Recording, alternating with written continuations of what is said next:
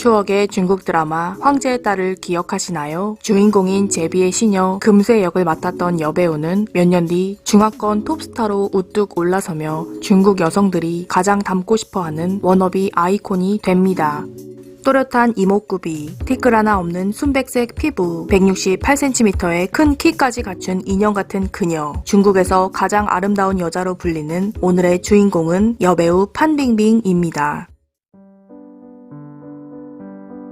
1981년 9월 16일 중국 산둥성 칭다오시에서 나고 자란 판빙빙. 가수인 아버지와 배우이자 댄서인 어머니 사이에서 태어난 그녀는 어렸을 적부터 예쁘고 끼 많은 소녀였습니다. 14살 때 교통사고를 당해 3개월간 병원에 입원했던 판빙빙은 그때 병원에서 나왔던 대만 드라마를 보고 처음으로 배우를 꿈꿨습니다. 그리고 상하이 예술학교에 지원했죠. 1996년 만 15세에 그녀는 드라마 여강인으로 데뷔해 2년 동안 작은 역할을 연기했습니다. 그리고 1998년 드라마 황제의 딸에서 주인공의 시녀인 금세 역할을 맡아 슬슬 그녀의 이름이 알려지기 시작하죠. 2003년 개봉한 영화 휴대폰은 그녀의 위상을 크게 높여주는데요. 영화는 그해 중국에서 가장 높은 수익을 올리고 판빙빙은 중국의 권위 있는 영화 시상제인 인민백화상에서 여우주연상을 수상하며 톱스타로 자리매김합니다. 이 영화를 시작으로 그녀는 묵공, 관음산, 양귀비, 화강여인 등 다양한 모습으로 여러 영화를 찍고 5분 정도의 출연이지만 아이언맨 3와 엑스맨 데이즈 오브 퓨처 패스트 등 마침내 할리우드 영화판에도 진출합니다. 또한 중국을 대표하는 여배우로서 다수의 국제 무대에도 초대받았는데요. 그중 2010년 칸 영화제에서의 그녀의 모습은 큰 화제를 모았습니다. 그녀는 중국 디자이너 로렌스 슈와 판빙빙 자신이 공동 디자인한 화려한 드레스를 입고 나타났는데요. 고대 중국 황제들만 사용했던 황금색 원단에 승천하는 2마리 용을 수놓았고 드레스 밑단에 부서지는 파도를 형상하는 이 드레스로 내노라 하는 서양 배우들 사이에서 중국 배우의 존재감을 뿜어냈습니다.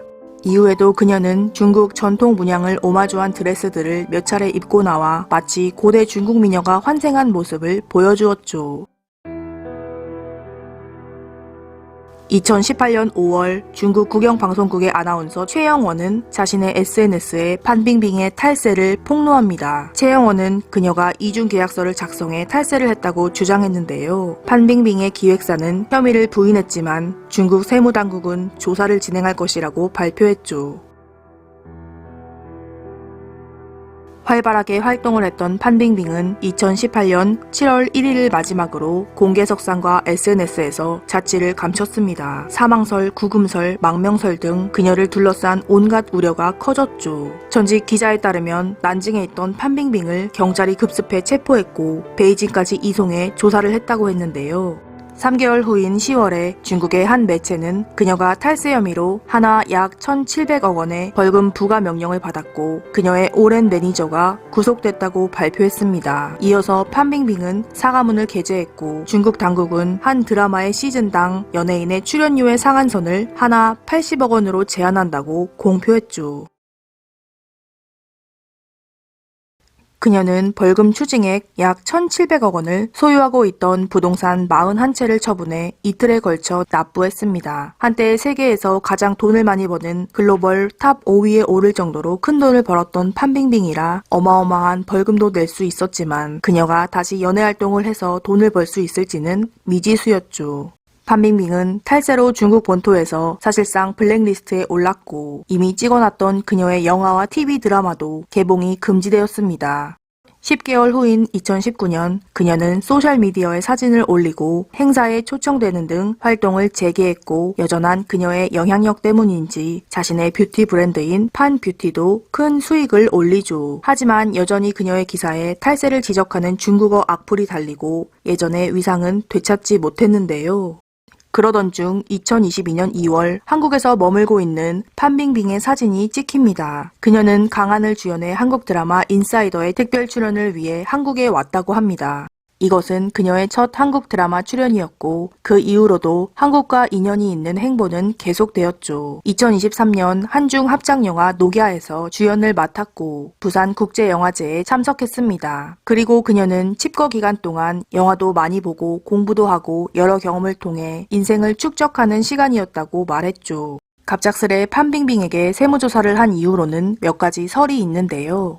사실 CCTV 방송국 아나운서 최영원이 판빙빙의 이면 계약서를 폭로한 데에는 개인적인 원한이 있었습니다. 판빙빙을 톱스타로 만들어준 작품인 영화 휴대폰에서는 반듯한 이미지의 남자 아나운서가 아내를 두고 미녀와 바람을 피우는데요. 판빙빙이 그 미녀 역할을 맡아 연기했죠.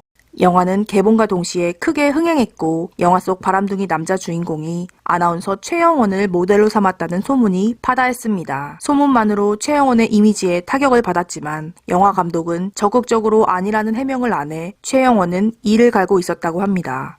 그리고 15년 뒤 후속작인 휴대폰2가 제작될 거라는 이야기를 듣자 해당 영화의 이면 계약서를 SNS에 올렸습니다. 이 모든 것은 개인적인 앙심에서 시작되었죠. 이뿐만 아니라 중국 산시의 광산 개발권을 둘러싼 부패를 폭로하기도 한 최영원 아나운서는 2020년 의식불명의 상태가 되기도 해 음모론이 제기되었는데 현재는 의식을 되찾고 개인 유튜브를 운영하고 있습니다.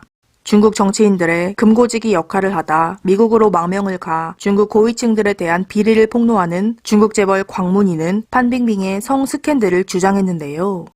시진핑 주석과 50년째 인연을 이어오고 있는 그의 오른팔이자 부주석인 왕치산, 광문기의 주장에 따르면 판빙빙은 그녀보다 33살 많은 왕치산에게 성상납을 했고 부주석을 통해 사업자금이 필요한 재벌에게 대출을 받을 수 있게 해주는 대가로 20%의 수수료를 챙겼다고 했습니다. 이러한 성 스캔들이 터질 것을 우려한 부주석이 먼저 판빙빙의 세금 포탈을 터뜨렸다는 것이 그의 주장입니다.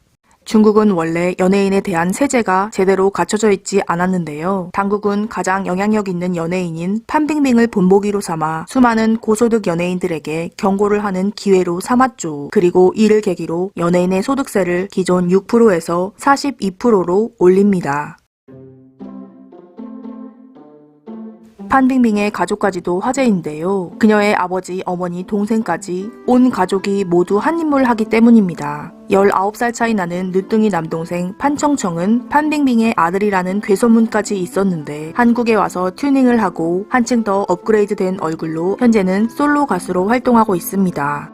그녀의 가족 사진을 보고 가장 화제가 된 건 바로 판빙빙의 아버지인데요. 61세라는 그의 나이가 무색하게 판빙빙의 오빠 같은 모습이었고 전혀 60대 초반처럼 보이지 않았습니다. 비교적 최근인 작년 2024년에 공개된 72세인 아버지의 여전한 동안 외모에 팬들은 또 한 번 놀랐죠.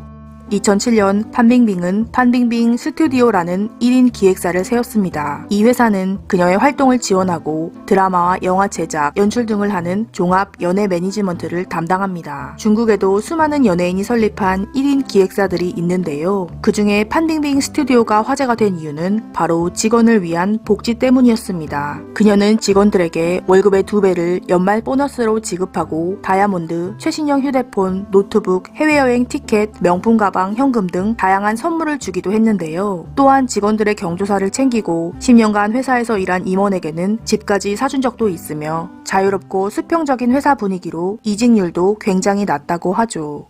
올해 1월 JTBC 예능 톡파원 25시에서는 홍콩판 보그 행사에 출연한 그녀를 한국 매체 단독으로 인터뷰했습니다. 짧은 인터뷰였지만 그녀의 모습이 반가웠는데요. 최근 몇 년 사이 그녀가 이렇게 한국 매체 출연에 적극적인 이유는 한류의 인기의 편승에 다시 한번 중국에서도 인기를 회복하려는 노력으로 보입니다. 중국에서 많은 돈과 인기를 얻는 연예인으로 활동한다는 것은 결코 쉬운 일이 아님을 또 한 번 느끼죠.